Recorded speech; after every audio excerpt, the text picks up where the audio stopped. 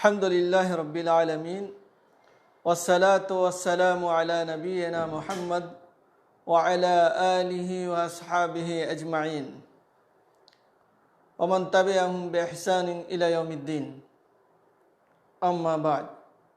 محترم مشاہدین، السلام علیکم ورحمۃ اللہ وبرکاتہ۔ پچھلے درس میں والدین کے ساتھ حسن سلوک کے تعلق سے بیان ہوا تھا۔ آج کے اس درس میں بھی انشاءاللہ اسی تعلق سے بیان ہوگا۔ والدین سے حسن سلوک کرنا بڑے گناہوں کا کفارہ ہے۔ اگر ایک آدمی والدین کے ساتھ اچھا برتاؤ رکھتا ہے تو یہ اس کے گناہوں کا کفارہ ہے۔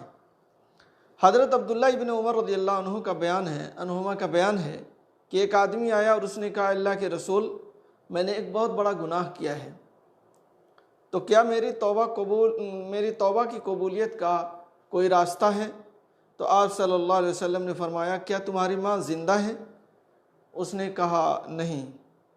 آپ صلی اللہ علیہ وسلم نے فرمایا، کیا تمہاری خالہ ہے؟ اس نے کہا جی ہاں۔ تو آپ صلی اللہ علیہ وسلم نے فرمایا، تب اسی کے ساتھ نیکی کرو۔ یہ امام ترمذی نے اپنی جامع میں روایت کیا ہے، اور شیخ البانی نے صحیح الترغیب والترہیب میں اس حدیث کو نقل کیا۔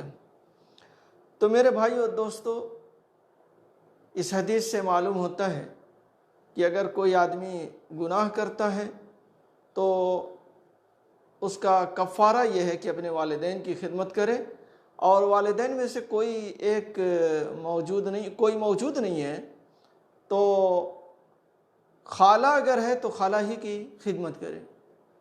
آج کل ہمارے سماج اور معاشرے میں خالہ کو اس کا مقام نہیں دیا جاتا، اور اس کی خدمت اور اس کی عزت اور اس کی خاطرداری جس طریقے سے ہونی چاہیے نہیں ہوتی۔ لیکن اس حدیث سے سمجھ میں آتا ہے کہ اگر کسی کی والدہ نہیں ہے اور والدہ کی بہن موجود ہے دنیا میں تو اسی کی خدمت کرنا چاہیے۔ خاص طور سے آج کے زمانے میں تو لوگ رشتہ داریوں کو کاٹ رہے ہیں، جبکہ رشتہ داریوں کو جوڑنا چاہیے، ملانا چاہیے۔ والدین کی رضا میں اللہ تبارک و تعالیٰ کی رضا ہے۔ اگر آپ کے والدین آپ سے راضی ہیں تو اللہ تعالیٰ بھی آپ سے راضی ہوگا، والدین آپ سے ناراض ہیں تو اللہ تعالیٰ بھی ناراض ہوگا۔ اللہ کے نبی صلی اللہ علیہ وسلم فرماتے ہیں، رضا الرب تبارک و تعالی فی رضا الوالدین وسخط اللہ تبارک و تعالی فی سخط الوالدین۔ اس کو امام بزار نے روایت کیا ہے، اور شیخ البانی نے صحیح ترغیب و ترہیب میں نقل کیا ہے۔ اللہ تبارک و تعالیٰ کی رضامندی والدین کی رضامندی میں ہے، اور اللہ تبارک و تعالیٰ کی ناراضگی ماں باپ کی ناراضگی میں ہے۔ اس لیے اگر ہم کو اپنے رب کو راضی کرنا ہے تو ہمیں اپنے والدین کو ناراض نہیں کرنا چاہیے۔ اپنے والدین کے حق میں ایسا کام کریں جس سے ہمارے والدین بھی ہم سے راضی ہوں اور اللہ تعالیٰ بھی راضی ہو۔ اور جو چاہے کہ ہم اپنے والدین کو ناراض کر کے اللہ تعالیٰ کو راضی کر لیں گے تو یہ میرے بھائی اور دوستو ناممکن ہے۔ اپنے والدین کو ناراض نہیں کرنا چاہیے۔ والدین کے ساتھ حسن سلوک کرنے کی وجہ سے عمر میں برکت اور رزق میں فراوانی بھی ہوتی ہے۔ حضرت انس رضی اللہ عنہ سے روایت ہے کہ اللہ کے نبی صلی اللہ علیہ وسلم نے فرمایا، من سرہ ان یمد لہ فی عمرہ ویزاد فی رزقہ فلیبر والدیہ ولیصل رحمہ۔ اس کو امام احمد نے روایت کیا ہے، اور شیخ البانی نے صحیح الترغیب و ترہیب میں نقل کیا ہے۔ جس شخص کو یہ بات اچھی لگتی ہے کہ اس کی عمر لمبی کر دی جائے اور اس کے رزق میں اضافہ کر دیا جائے تو وہ والدین سے اچھا برتاؤ کرے اور اپنے رشتہ داروں سے صلہ رحمی کرے، اپنے رشتہ داروں کو ملائے، والدین سے بھی اچھا برتاؤ رکھے اور رشتہ داروں کو بھی ملائے۔ بعض لوگوں کو دیکھا جاتا ہے کہ والدین کو ناراض رکھتے ہیں اور رشتہ داروں کو ملاتے ہیں، یہ بھی صحیح نہیں ہے۔ والدین کو بھی ملائیے اور رشتہ داروں کو بھی ملائیے۔ اور بعض لوگوں کو دیکھا جاتا ہے کہ رشتہ داروں کو نہیں ملاتے لیکن دوسرے لوگوں کو خوب ملاتے ہیں، رشتہ داری کاٹتے ہیں، لیکن جو دور دراز کے لوگ ہیں ان کو ملا کے رکھتے ہیں، ملاتے ہیں۔ یہ بھی طریقہ غلط ہے۔ اس طریقے سے ایک مسلمان کو نہیں رہنا چاہیے۔ جن کا جو حق ہے اسے دینا چاہیے۔ خاص طور سے والدین کا حق تو بہت بڑا ہے، اور پچھلے درس میں اس پر تفصیل سے گفتگو کی گئی تھی، پچھلے 2 درسوں میں۔ تو میرے بھائیو دوستو، ہم مسلمانوں کو اس بات کا خصوصی خیال کرنا چاہیے کہ ہمارے والدین ہم سے ناراض نہ ہوں۔ والدین سے مخالفت کا ہمیں اس وقت حق ہے جب ہمارے والدین ہمیں اللہ تعالیٰ کی نافرمانی کا حکم دیں، اللہ تبارک و تعالیٰ کی ناراضگی کا حکم دیں، تو اس وقت ہم ان کی مخالفت کریں گے۔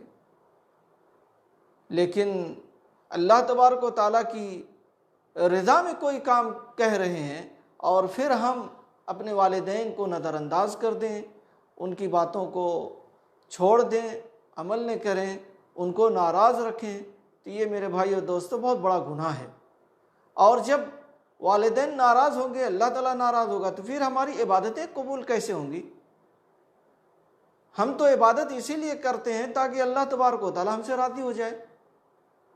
اللہ تبارک و تعالیٰ کو راضی کرنے کے لیے ہم عبادت کر رہے ہیں، تو پھر ہم اپنے والدین کو چھوڑ دیں گے اور ان کو ناراض کریں گے، تو پھر میرے بھائی اور دوستو ہماری عبادتیں قبول نہیں ہوں گی۔ اسی طرح سے والدین کی جو لوگ خدمت کرتے ہیں ان کی دعاؤں کو اللہ تبارک و تعالیٰ قبول کرتا ہے۔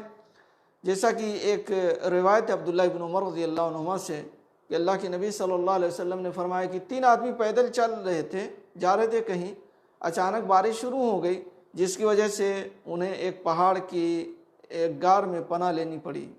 پہاڑ کے اندر جو غار ہوتے ہیں، جیسے غار حرا ہے جبل النور کے اندر، اسی طرح سے غار ثور ہے، تو پہاڑوں میں اس طرح سے کچھ جگہیں ہوتی ہیں جس میں آدمی رہ سکتا ہے۔ تو جب یہ لوگ پہاڑ کے اس غار میں پہنچے اور اندر گئے تو پہاڑ سے ایک پتھر غار کے منہ پر آ گرا، جس سے اس کا منہ بند ہو گیا، تمام لوگ اندر بند ہو گئے۔ اب وہ آپس میں کہنے لگے کہ دیکھو وہ نیک اعمال جو تم نے خالصتاً اللہ کی رضا کے لیے کیے ہوں، آج انہی اعمال کو اللہ کے سامنے پیش کر کے دعا کرو۔ وہ لوگ آپس میں کہنے لگے کہ ہم لوگ جو نیک عمل کیے ہیں اللہ تبارک و تعالیٰ کی رضا کے لیے، اللہ تبارک و تعالیٰ کی خوشنودی کے لیے، آج اسی اعمال کو وسیلہ بناتے ہیں، وسیلہ بنا کر کے اللہ تعالیٰ سے طلب کرتے ہیں، مدد مانگتے ہیں، تاکہ اللہ تبارک و تعالیٰ ہم لوگوں کو اس مشکل سے نجات دے دے۔ یہ بہت بڑی مشکل تھی میرے بھائی اور دوستو، اور آپ لوگ جانتے ہیں آج کے زمانے میں اسی طرح کا تقریباً واقعہ لفٹ کے اندر ہوتا ہے، جو مصعد ہوتی ہے جس میں